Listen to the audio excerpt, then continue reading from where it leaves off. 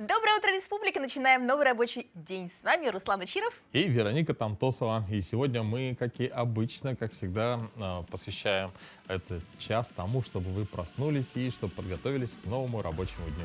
Как всегда, сделаем зарядку для этих целей. Поговорим о том, как же холодно сегодня за окном. Кстати, за окном реально холодно, наступила зима. Даже туман, я когда вышла, неужели уже декабрь? Я проспала 2 месяца и проснулась в декабре.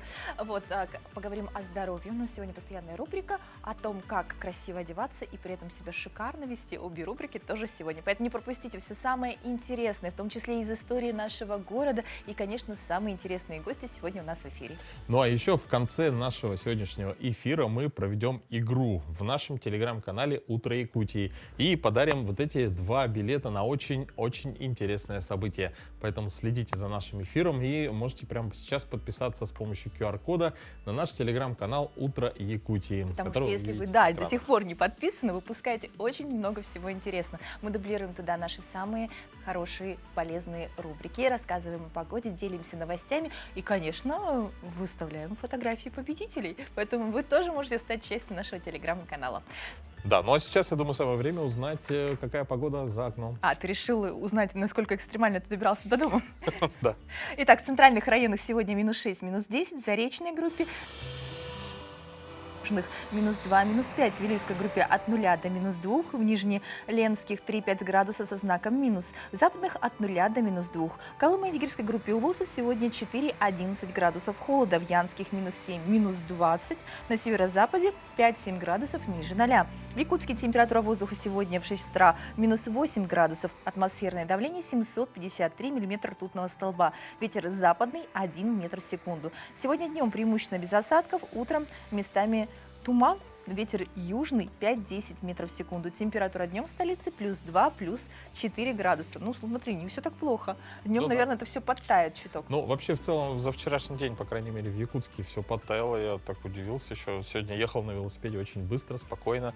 Но, тем не менее, все равно местами остается гололед, поэтому будьте аккуратны. Я надеюсь, что все уже переобули зимнюю авторезину. Ну, ты уже точно переобул, даже на велосипеде, насколько я знаю. Да. Ну, вообще, занятие утром спортом, езда на велосипеде до работы – это не только модная тенденция, но и отличный способ просыпаться по утрам. А поэтому, если вы ей не пользуетесь, как и я, к сожалению, тоже не фанат, особенно зимних прогулок на велосипеде, поэтому предлагаем другой, не менее важный, очень активный способ проснуться, потому что физическая активность, она будет организм, помогает ему запустить все процессы и, самое главное, улучшать настроение. Утренняя зарядка прямо сейчас. Всем доброго утра! Меня зовут Виктория, и сегодня я проведу вам комплексную зарядку на все тело. Ножки ставим чуть шире плеч, носочки у нас смотрят диагонально, гантельки перед собой или можно взять бутылочки с водой. Делаем приседания. В коленях у нас 90 градусов, колено за носочек не выходит, так ни в коем случае не делаем. Сели, встали, сели, сжали ягодички, встали. Делаем таких 16 повторений. 8, 7, 6, 5, 4, 3, 2, 1. И еще 8 повторений. Пока наши ножки отдыхают, мы поработаем на ручки, на бицепс рук. Гантельки смотрят, ладошки смотрят прямо. 8, 7, 6, 5, 4, 3, 2, 1. Следующее. Делаем 90 градусов в локтевых суставах и на добивочку наверх. 8, 7, 6, 5, 4, 3, 2, 1. И 4 полных раза. 4, 3, 2, 1. Выполняем таких 3 подхода. Сначала приседания, а затем на проработку рук. Следующее упражнение – это выпады назад с разведением рук. Ножки ставим на ширине плеч, делаем выпад назад. В коленных суставах у нас 90 градусов и в нижней точке разводим ручки наверх. Встали. 8. Встали. 7. Встали. 6. Стали. При этом соблюдаем, чтобы корпус у нас был ровный, животик подтянут. И еще 4, 3, 2, 1. И то же самое делаем на вторую ножку. Но ручки будем выводить вперед. 8, 7, 6,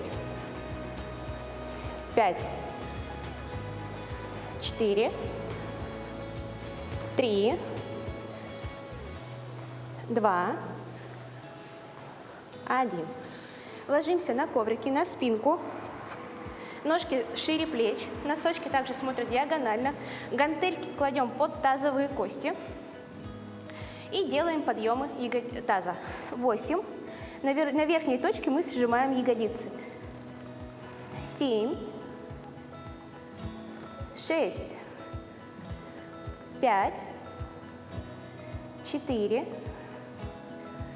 3, 2, 1. 8 пружин наверху. 8, 7, 6, 5, 4, 3, 2, 1. И еще раз полная восьмерка. 8, 7, 6, 5, 4, 3, 2, 1. Сжали ягодицы, они у нас будут стоять в статике, пусть они горят. И поработаем на грудные мышцы. Ручки над грудью, в локтевых суставах слегка округлены. И делаем разведение. Выдох, вдох, выдох, вдох. 8, 7, 6, 5, 4, 3, 2, 1.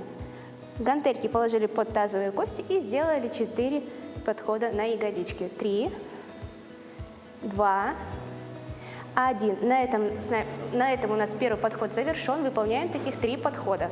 Наш силовой комплекс подошел к концу. Выполняйте такие упражнения, и будет у вас красивое подтянутое тело. Всем хорошего дня! А еще, если вы будете регулярно выполнять упражнения, у вас будет всегда хорошее настроение с утра. Да. Ну, а сейчас давайте узнаем, какие самые актуальные новости произошли к этому часу. Слово передаем Марферине Алексеевой.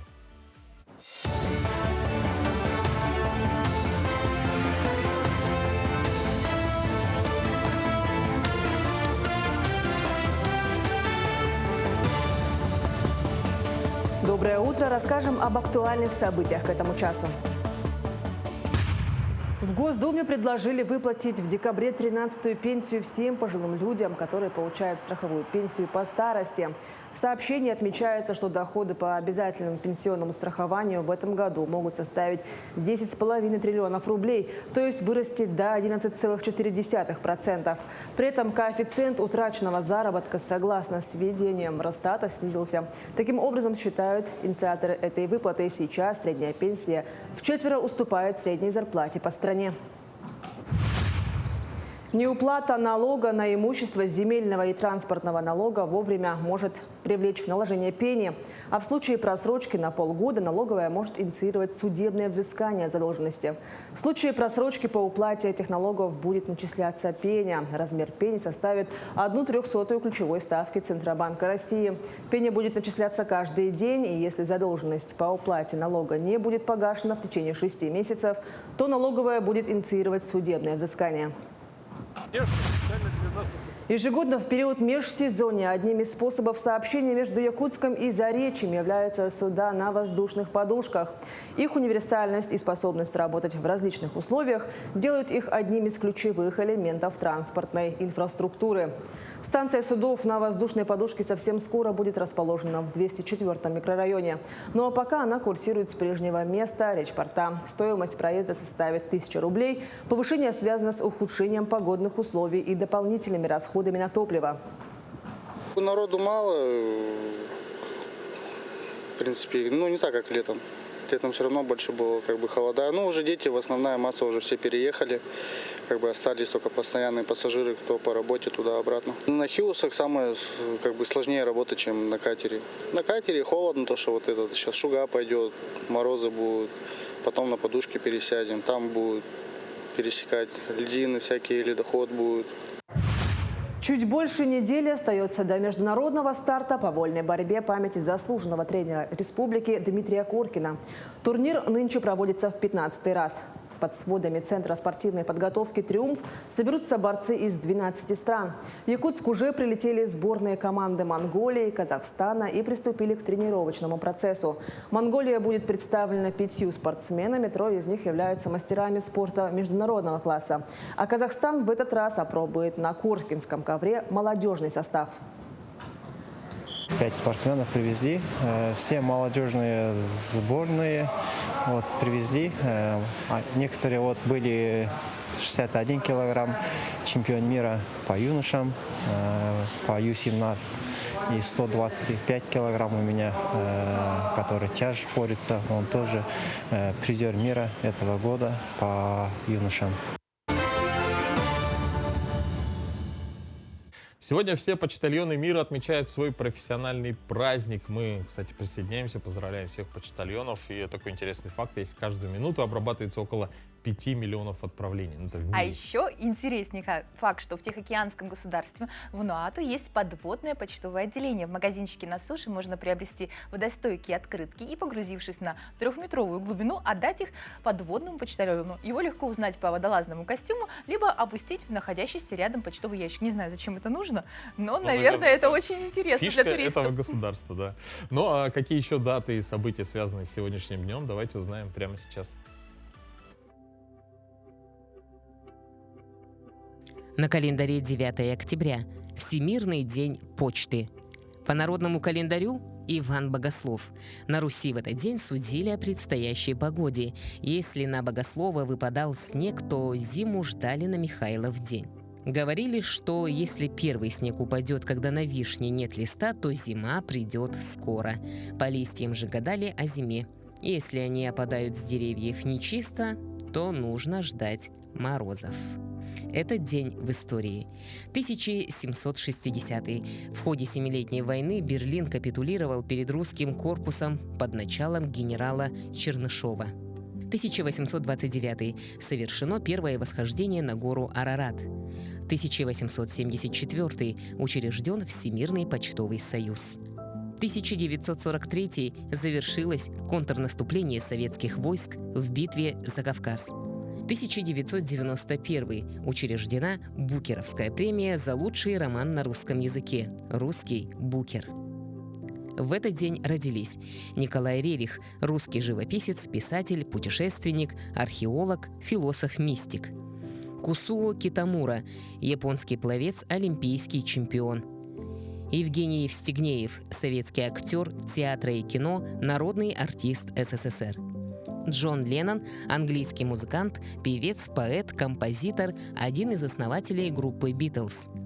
Евгения Михайлова, российский государственный и общественный деятель, организатор образования, педагог, академик РАО, доктор педагогических наук, профессор.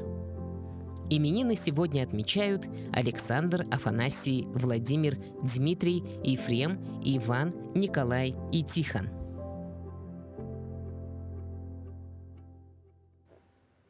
Ну, уже сейчас в связи с похолоданием нам все реже хочется выходить на улицу, да, и, как известно, зимой наш иммунитет ослабевает, и организм подвергается риску пострадать от различных заболеваний.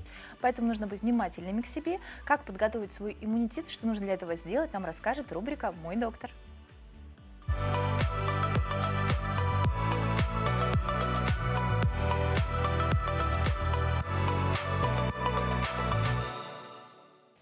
Доброе утро!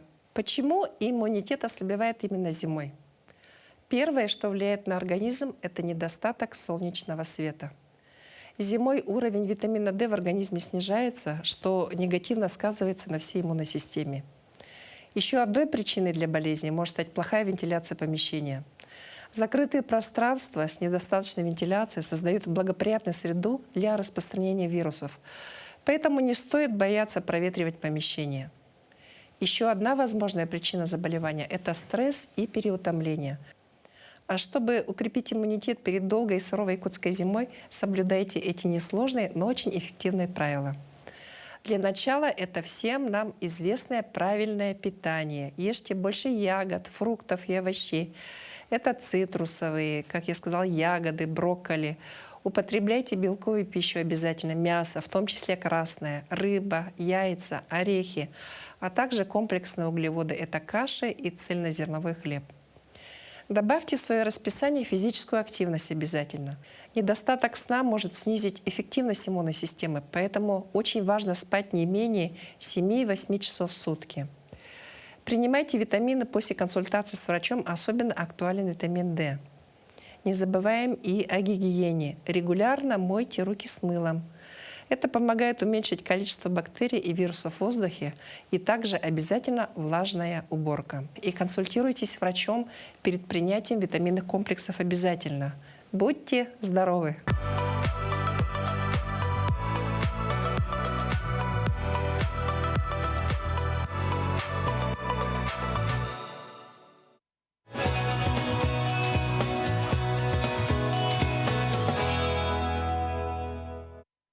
Ну, действительно, вот всегда вот, мне вот интересно, иммунитет перед зимой, да, страдает, весной страдает, летом только более-менее, да, Не, ну восстанавливается. смотри, там, конечно, он не страдает, но зато во время цветения начинается аллергия. Ну там Да. другой А еще есть процесс. аллергия на морозы, поэтому в холода она тоже бывает. В общем, на самом деле профилактику ОРВИ можно быть разнообразной, и делать нужно регулярно, и об этом нужно себе напоминать. Например, наравне с принятием витаминов вполне нам в этом могут помочь и различные ароматы, ну, то есть эфирные масла. Какие, узнаем прямо сейчас. Доброе утро, Республика! Меня зовут Анастасия, и я мастер по созданию ароматов. И сегодня я вам расскажу, как с помощью ароматов можно провести профилактику различных заболеваний, таких как ОРЗ и ОРВИ, потому что сейчас начался сезон такой холодный, когда мы все этому подвержены.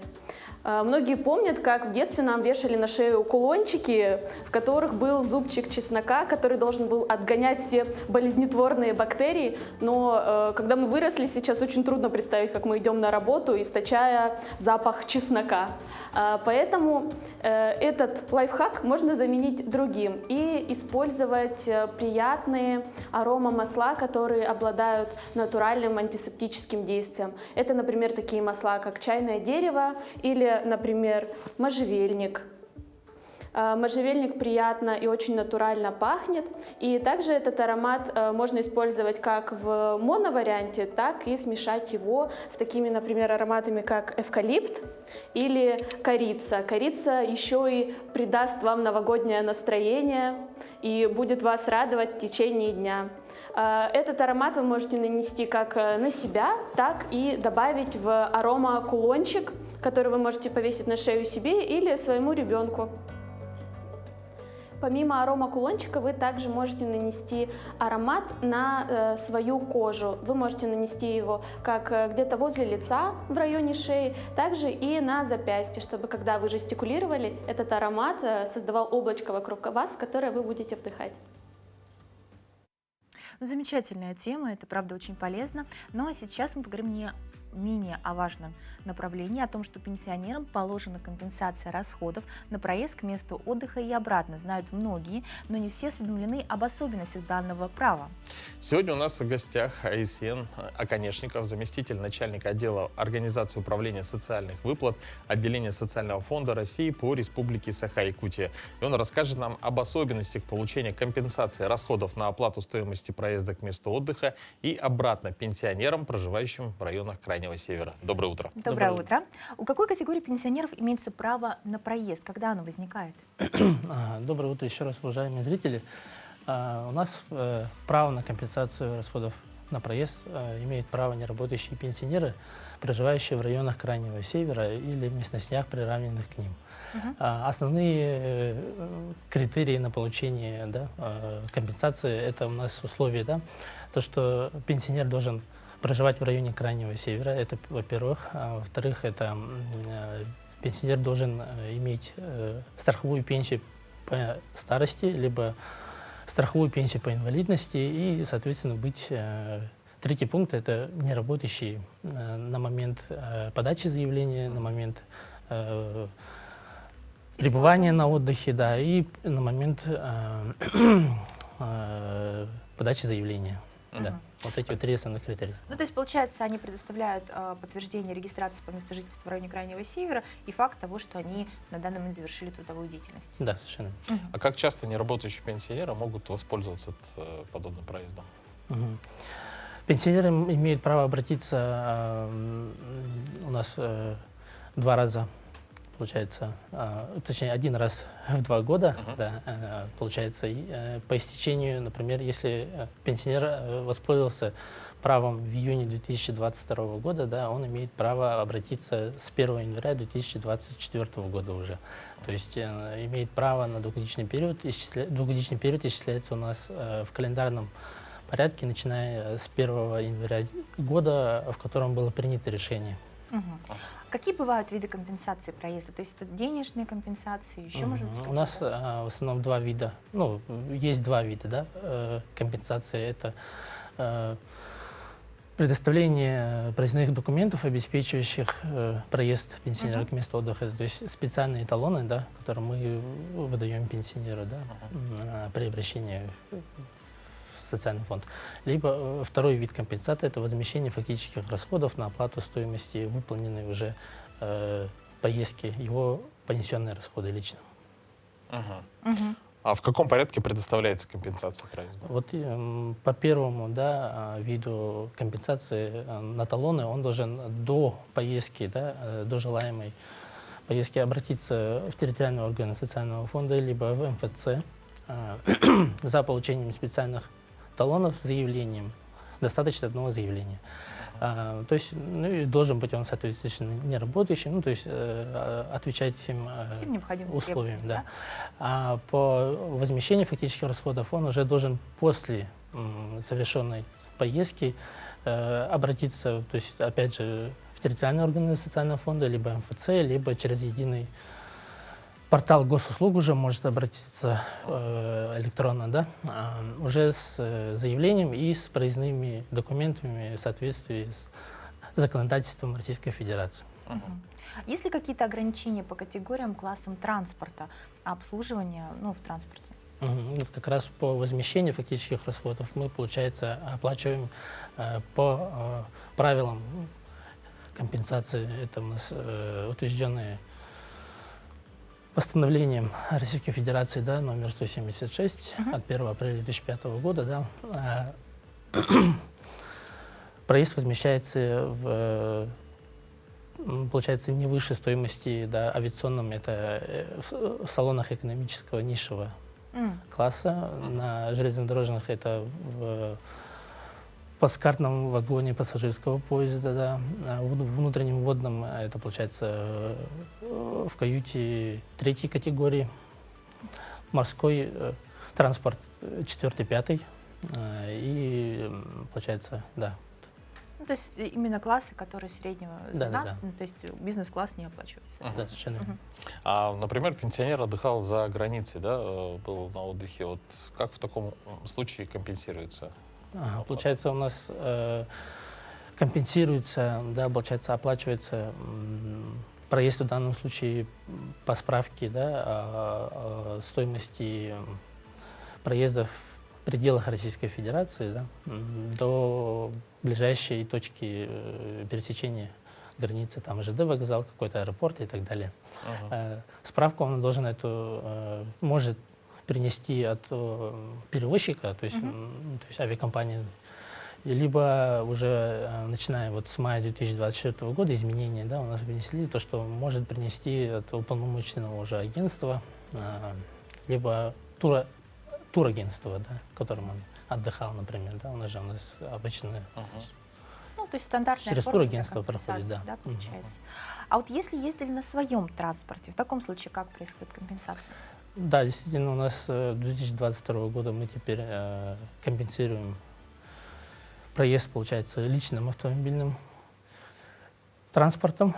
И получается то, что должен для компенсации принести чеки, да, то есть автозаправочные, да, и также должен документы на авто принести. И если понадобится, например, если это супруга обращается, да, и муж, то есть был как бы водителем, то должны принести иногда свидетельство о браке, например, да, то, что они муж и жена. А если, например, сын, например, вез, тоже, то есть степень родства нужно доказать? Да.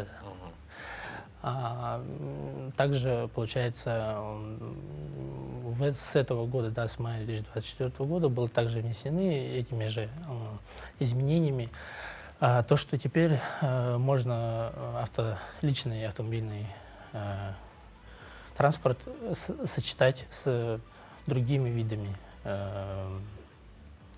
получается, с авиа, с ЖД транспортом и так далее. То есть, например, как у нас делают, да, пенсионеры, они летят на авиа в Владивосток, допустим, берут авто и на своем же авто возвращаются обратно. В данном случае вот мы можем тоже компенсировать.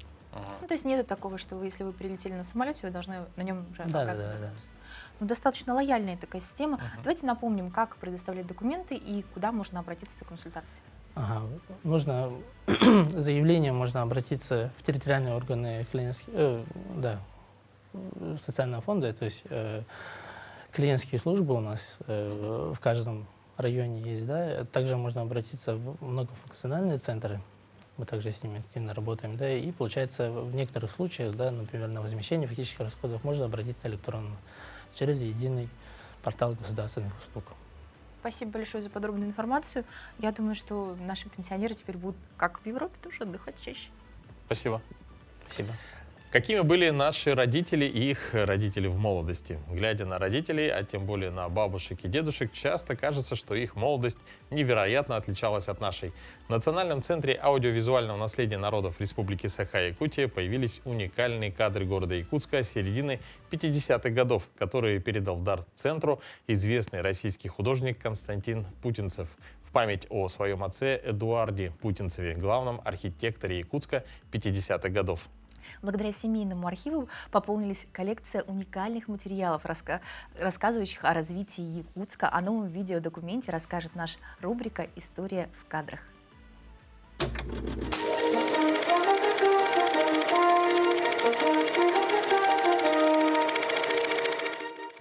Здравствуйте, меня зовут Ирина Григорьева, я ведущий эксперт Национального центра аудиовизуального наследия народов Республики Саха-Якутия. В наш центр поступили уникальные видеоматериалы, отснятые в Якутии в 60-х годах главным архитектором города Якутска Эдуардом Путинцевым. Сейчас мы видим его на экранах, которые приветствуют нас с этих черно-белых кадров.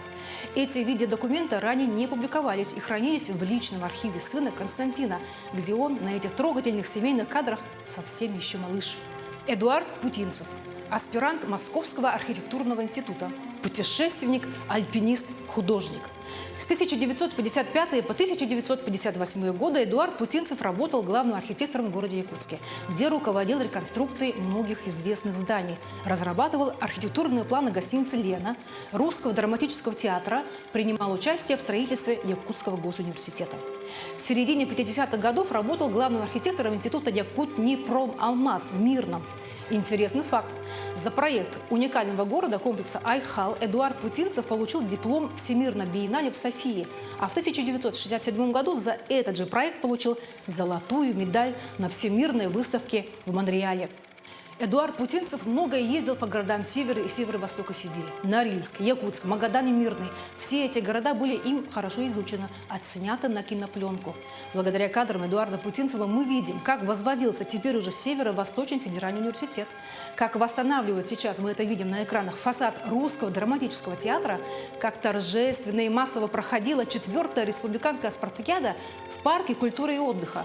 А вы узнали эту улицу, где проходила в 50-е годы эстафета на призы газеты «Кым»? По центральной улице бежит рекордсмен Виктор Бердоносов, неоднократный чемпион на дистанции 800 и 1500 метров. А здесь мы видим ярых болельщиков, которые очень живо следят за ходом соревнований и болеют за наших спортсменов. Вот так эмоционально и на высоком уровне проходили спортивные мероприятия в Якутске в начале 60-х годов. Эдуард Путинцев – заслуженный архитектор Российской Федерации, член-корреспондент Российской академии художеств, является еще и выдающимся художником. Многие из его работ хранятся в музеях, в том числе в Государственной Третьяковской галерее и в Национальном художественном музее Якутии.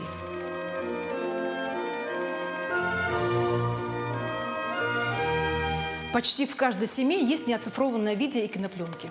Среди таких домашних пленок нередко находятся и уникальные, как из личного семейного архива Путинцевых. Центр регулярно пополняет свои фонды и на постоянной основе ищет редкие кино-видеоматериалы. Ведь историю Якутии создают сами жители.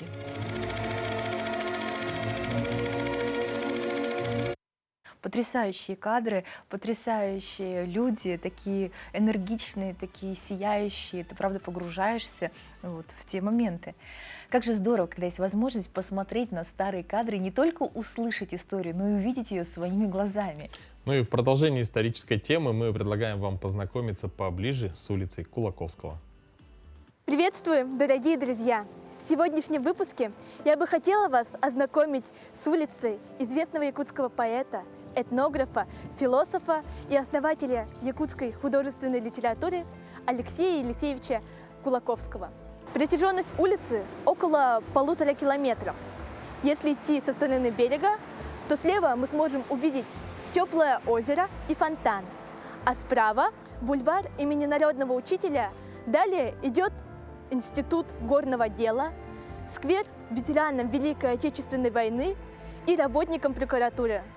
К нему прилегает сама прокуратура.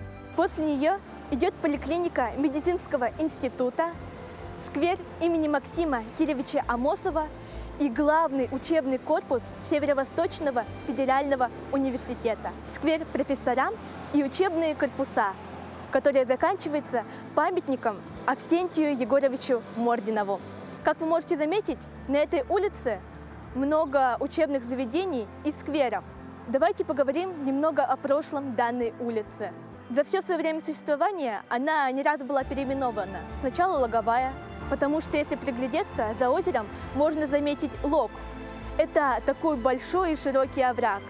Затем Астраханцевская, в честь купца, который жил на этой улице и вложил определенную сумму в бюджет города на построение школы.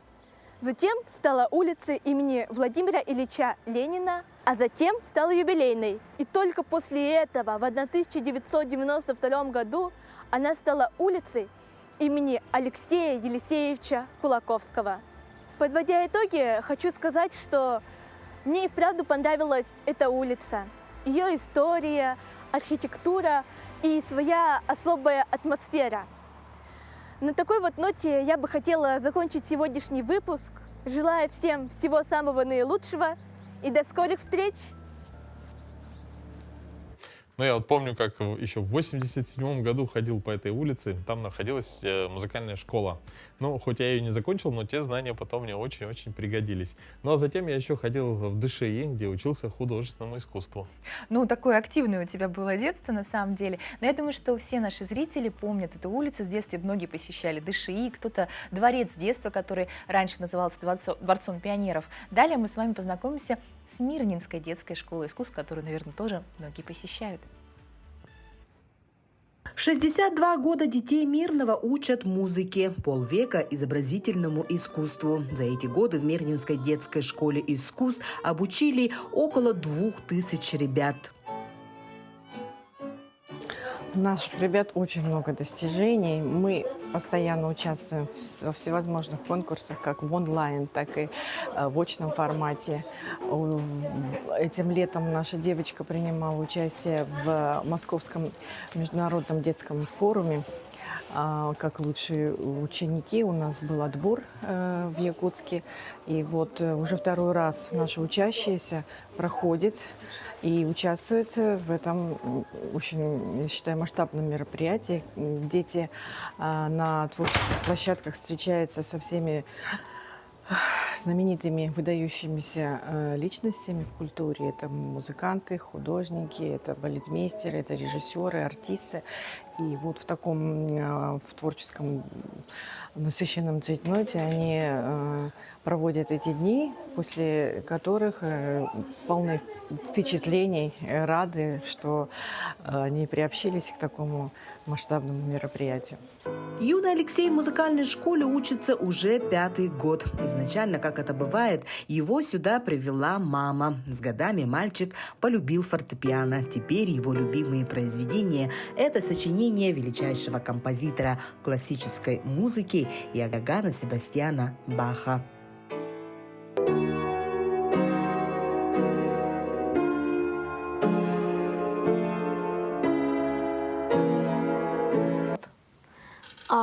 Я, получается, сначала вообще не знаю, не хотел, но мне бабушка уговаривала маму, чтобы мама отдала меня. И вот меня мама отдала, и я уже 5-й класс. У Алексея за 5 лет учебы в школе достижений много. Многих успехов он добился благодаря опытному преподавателю. За это время было у меня много выпускников, ну, наверное, около 50, может, больше 50 выпускников вышло из моих рук, из стен музыкальной школы. В Мирном я живу и работаю с 1986 года. Ну, Мирнинская школа – замечательная школа, это храм искусств, на самом деле это храм искусств. Здесь замечательный коллектив, очень дружный. И мы все вместе делаем одно дело. Даем нашим детям образование, прививаем им культуру, нашу культуру, которая ценится во всем мире. Детская школа искусств Мирнинского района – одна из самых больших школ в республике. Сегодня здесь обучаются более 800 учащихся по художественному, музыкальному направлению. Сегодня в школе есть все благоприятные условия для качественного учебного процесса и развития творческого потенциала воспитанников. Ну, потрясающе ребята играют, да, вообще. Я восхищаюсь людьми, которым хватило сил и терпения закончить музыкальную школу. Ну, действительно. Но если музыке, рисованию, пению можно обучиться в подобных заведениях, то, вот, например, этикету можно обучиться разве что по отрывкам из каких-нибудь фильмов. Нет, мне кажется, ты просто редко заглядываешь в книги и еще реже интересуешься курсами для молодых леди, которых сейчас очень много. Так что их обучают этикету.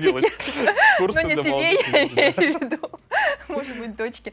Но не суть. Факт в том, что у нас появилась новая рубрика, где я пытаюсь рассказывать основные правила этикета. Давайте посмотрим. Да, это сейчас бич нашего современного мира. Заходите в кафе, а там все сидят в телефонах. Вроде бы семейный ужин, а сидят в телефонах. Об этом, конечно, все бьют тревогу, потому что по правилам этикета любые предметы, которые не относятся к приему пищи, должны быть убраны. Или в сумку, ну или хотя бы в карман.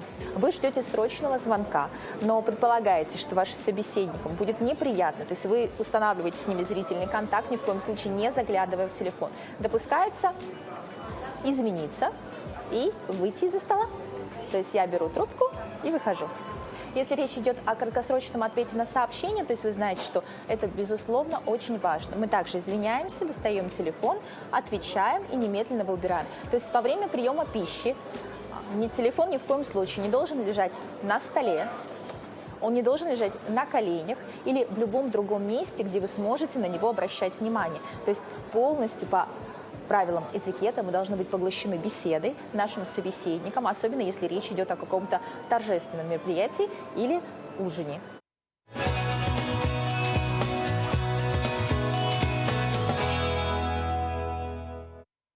Видишь, какие простые правила. Раз, и все, ты уже в курсе, что телефон на столе держать во время ужина, тем более семейного, ни в коем случае нельзя. А как же смотреть фильмы? Ну ладно. Но я вот вообще еще, знаете, что завидую жителям тропиков. Все, что им, например, надо из одежды, это шорта, футболка, сланцы, ну и на всякий случай дождевичок. То ли дело у нас, да? Нам нужно 3-4 комплекта одежды вот на все времена года. Хочешь, я тебе открою секрет, что в шортах и сланцах тоже нельзя во многие места ходить. Например, в ресторане ресторане не допускается приходить в шортах, и даже на завтраки в отеле, где все включено, в принципе, тоже в купальном костюме с шортами не Ну, ходят. я думаю, все равно можно подобрать такие места, где можно ходить в шортах и в сланцах. Ну, мужчины все упрощают, ну а мы, дорогие дамы, обратимся к советам стилиста. Она точно подскажет, что же нам нужно для того, чтобы осень была не только теплой, но и красивой. Доброе утро, дорогие друзья! Меня зовут Дарья Габышева, я персональный стилист, и сегодня наша рубрика «Советы от стилиста». Уже на улице выпал первый снег, вы видели, мы уже не раз перевернули календарь, и поэтому наша задача с вами уже быстро сориентироваться и подобрать себе верхнюю одежду. И каждый год нас заботит один вопрос: а что же сейчас в тренде, а что же сейчас актуально? Конечно, я как стилист всегда буду говорить, что актуально то, что мы с вами любим, то, что нам с вами подходит, и то, что подчеркивает и скрашивает нашу фигуру. Но и, конечно, есть общепринятые тренды, о которых сегодня я обязательно расскажу. Первое, что хочется отметить, что еще пока можно успеть ходить и гулять в пальто. Сейчас огромное количество распродаж, где пальто можно приобрести по комфортным ценам. Поэтому я рекомендую брать пальто более интересное, более акцентное. Может быть, в принт, в клетку, в черно-белую. Это сейчас тоже очень актуально. Дополняем его красивым акцентным шарфом, например, или же объемной красивой брошью. Также вы можете выбрать какой-нибудь объемный кожаный ремень, носить его с ботинками, носить его с сапогами-ботфортами. В целом пальто – это универсальный предмет гардероба, который точно не оставит никого равнодушным. Также сейчас один из актуальных предметов гардероба верхней одежды – это бомбер. Бомбер у вас может быть летний, бомбер может быть осенний, весенний, зимний, какой хотите. Вот. Сейчас бомберы особенно актуальны, и хочется отметить, что бомбер – это предмет одежды, который должен сидеть более объемно, но, учитывая последние тренды, хочется отметить, что бомбер может быть и микро, да, то есть он может быть маленький, коротенький, но с нашими погодными условиями такой лучше оставить на лето. Осенью и зимой лучше выбрать объемный, носить его с большим свитером, носить его с джинсами, с кроссовками, с ботинками, в сочетании с кепкой. Здесь у нас с вами представлен классный морковный тренч из эко-кожи. Такие тоже сейчас на пике своей популярности. И вообще кожа, цветная кожа будет популярна еще точно пару лет, поэтому, приобретая такой тренч в свой гардероб, вы точно инвестируете в стильные образы.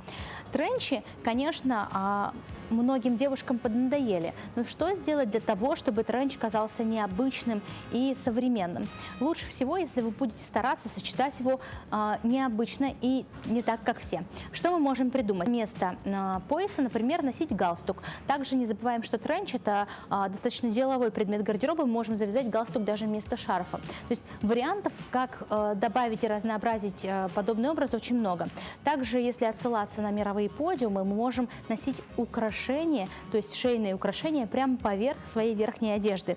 Так, словно это платье, которое мы решили дополнить и отправились на улицы города, как на подиум. Интересные советы, согласись? Да, но я, например, ношу куртки, пока у меня молния не разъедется, а потом меняю на другую. Ну, ты же можешь шарф одеть какой-нибудь красивый, кашне к этой куртке, ну или хотя бы кепку подобрать в стиле. Ну, это дело, думаю, каждого. Ну а сейчас, друзья, давайте передадим слово нашим коллегам из блока новостей.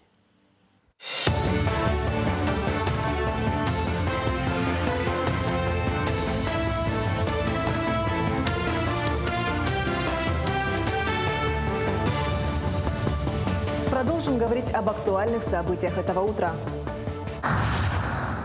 Средняя пенсия по старости вырастет до чуть более 24 тысяч рублей уже в 2025 году. Если на конец этого года средняя пенсия по старости составила более 22 тысяч рублей, то через год она увеличится на 7,5%. Рост произойдет за счет того, что власти вернутся к индексации выплат и для работающих пожилых граждан. Ранее в Госдуме отметили, что с 2026 года пенсии могут индексировать дважды в год, с 1 февраля на процент инфляции и с 1 апреля на рост инвестиционного портфеля фонда. Причиной массового отравления детей в Якутии стал золотистый стафилококк. Воспитанники Харанской спортивной школы в Мегино-Кангаласском районе жаловались на боли в желудке, рвоту, температуру и слабость. По информации ведомства выявлены нарушения в пищеблоке, из-за чего он закрыт, а школа перешла на дистанционное обучение. Лабораторные анализы подтвердили наличие золотистого стафилококка не только у детей, но и у персонала пищеблока и в продуктах. Напомним, инцидент произошел 4 октября. Всего отравились 30 детей, из которых стационарно проходит лечение 26. Уже в 3 театрах Якутска для слабовидящих зрителей действует услуга тифлокомментирования. Специалисты библиотеки для незрячих отсматривают спектакли и готовят комментарии. В среднем на один спектакль приходится до 20 страниц текста. В нем тифлокомментаторы рассказывают зрителям то, что происходит на сцене. Описывают декорации, костюмы, местоположение персонажей и даже мимику и жесты. С недавних пор к тифлокомментированию присоединился и Русский драмтеатр. Первым спектаклем для незрячих и слабовидящих зрителей стала постановка «Капитанская дочка». Это те зрители, которые, даже не зрители, это сейчас можно назвать их зрителями, потому что мы этим занялись. А изначально просто та категория людей, которая все-таки немножко, может быть, так обижена, чтобы вот этой вот обиды было по максимуму меньше, все-таки, чтобы у них была возможность выхода и посещения театра, в данном случае нашего Русского академического театра имени Александра Сергеевича Пушкина, было принято решение сначала участия в гранте, а затем уже взаимодействие с библиотекой. В Мирном впервые провели республиканский чемпионат на борьбе на руках, известный с древних времен. Из 40 спортсменов Якутска, Мирнинского, Ленского и Алекнинского районов абсолютным чемпионом стал Павел Сивер из Удачного. Соревнования прошли на высоком уровне, квалифицированном судействе, заполнились интересными и зрелищными поединками. По словам организаторов, такие соревнования в будущем будут проводиться и в других районах республики. Молодежь у нас в последнее время подтягивается к этому виду. Есть даже у меня персональные ученики, школьники, с ними занимаюсь. Ну, вот так по части чемпионата республики в Мирнинском районе, в городе Мирно, это первый раз проходит. И для нас это вообще, так скажем, супер. Почаще бы так. До этого проводили чемпионаты Мирнинского района. На хорошем уровне ребята показывали результаты. Это были все новости к этому часу. До встречи в эфире. 10 октября в рамках 14-го международного арктического музыкального фестиваля «Северное сияние» состоится юбилейный концерт Союза композиторов Якутии. Юбилей Союза композиторов Якутии – это большое событие. Союзу 45 лет, и это о многом говорит. Сегодня у нас в гостях Кирилл Герасимов, заслуженный деятель искусств Республики Саха-Якутия, член Союза композиторов России, а также Николай Михеев, отличник культуры, председатель Союза композиторов Якутии и член Союза композиторов России. Доброе утро. Доброе утро. Доброе утро. Ну, расскажите скорее о важных моментах в истории Союза композиторов за последние 45 лет. Их, наверное, очень много, но самые значимые именно для вас. Ну, начнем, наверное, с имени Марка Николаевича Жиркова, основоположника вообще всей музыкальной культуры и, в частности, профессионального музыкального искусства. И предтеча создания Союза композиторов тоже связано с появлением композиторов из России.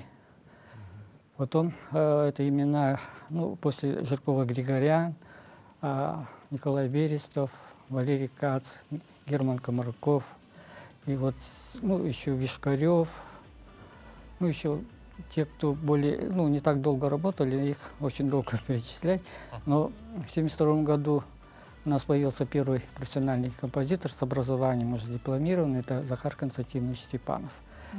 И уже до создания Союза в 1979 году уже композиторы Якутии имели свою какую-то уже наработки, работы, и все это предрекло созданию Союза композиторов Якутии в 1979 году. И это в России была 23-я организация, созданная в разных регионах. И первыми представителями Союза были композиторы Берестов, Степанов, Еще был тогда у нас Мотов. И также музыковеды Надежда Николаева и Федот Аргунов. Вот. Первым секретарем, ответственным секретарем была Аиса Петровна Решетникова. К сожалению, она вот недавно ушла из жизни. Вот такая встреча была. Ну и дальше уже у нас пошло поступление уже национальных композиторов. Уже появились свои композиторы.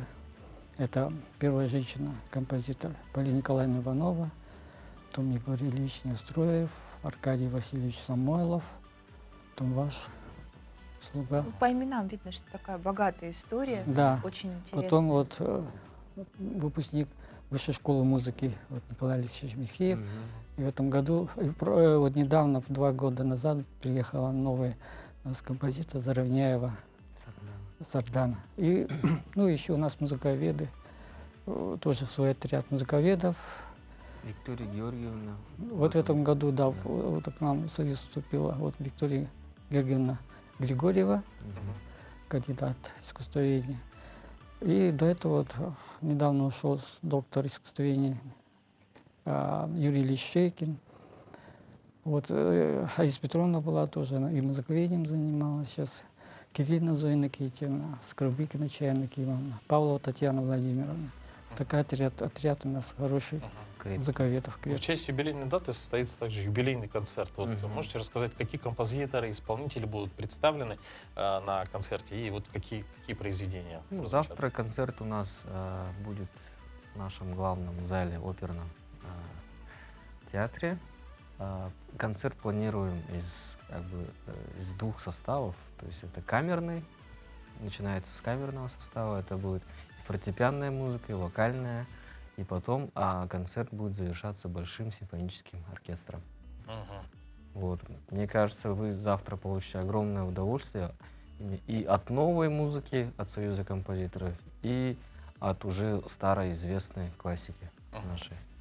А какие планы у Союза композиторов на ближайшие годы после юбилейного концерта? То есть наверняка есть уже идеи, которые вы будете воплощать. Да, вот буквально 13 числа будет балет у Кирилла Афанасьевича, премьера балета. Да, он расскажет немного. Это детский балет. Он был, еще у меня написан 25-летию балетной нашей школы. Вот. 13-го уже дети растут, а там участвуют все дети с 1 по выпускной класс. И это уже, наверное, 4-е поколение. Дети растут, и каждый раз новый состав. И вот будет новый состав, вот, показывать спектакль. И они еще поедут 14-го в понедельник в Чурапчу тоже показывать. Ну, балет записан оркестром филармонии, поэтому там будет уже идти под запись. Вот. А так озвучивать будет оркестр филармонии, дирижер Максим Наговицын. Так что тоже приглашаем. Ну, то есть будет такая уникальная возможность именно послушать исполнение авторского произведения, да? Да. А в целом можете рассказать, как Союз композиторов поддерживает молодых музыкантов и композиторов? Вот в чем выражается поддержка в данное время? Ну, Союз композиторов, в первую очередь, это, наверное, наши связи. Мы со многими музыкантами России знакомы через Союз. У нас постоянно происходят большие собрания в Москве. Мы со всеми ездим, знакомимся и набираемся так связями. И поэтому будущее наше поколение всегда с какой-то уверенностью уже приходит к профессии композитора. Ну, еще наши связи идут через наши произведения. Мы пишем много детской музыки. И произведения наши многие входят в программы школ искусств, музыкальных школ. Программы. Поэтому такая связь, она у нас постоянная. Ну, я думаю, что сейчас можно проанонсировать предстоящий юбилейный концерт, рассказать нашим зрителям, почему им стоит туда сходить, ну вот вкратце. Потому что далее мы, кстати, разыграем 2 билета, да, Подарим вам, да, у вас будет уникальная возможность их получить и стать зрителями. Ну, музыка якутских композиторов, она, это, можно сказать, вообще штучный товар композиторов Якутии, поэтому вам обязательно завтра надо прийти и оценить вот это наше интересное очень искусство композиторское. Ну, спасибо вам большое за то, что вы сегодня посетили наш эфир. Желаем успешного проведения юбилейного концерта, юбилейных мероприятий. Ну, а теперь непосредственно к викторине. Друзья, я предлагаю вам сейчас открыть наш телеграм-канал.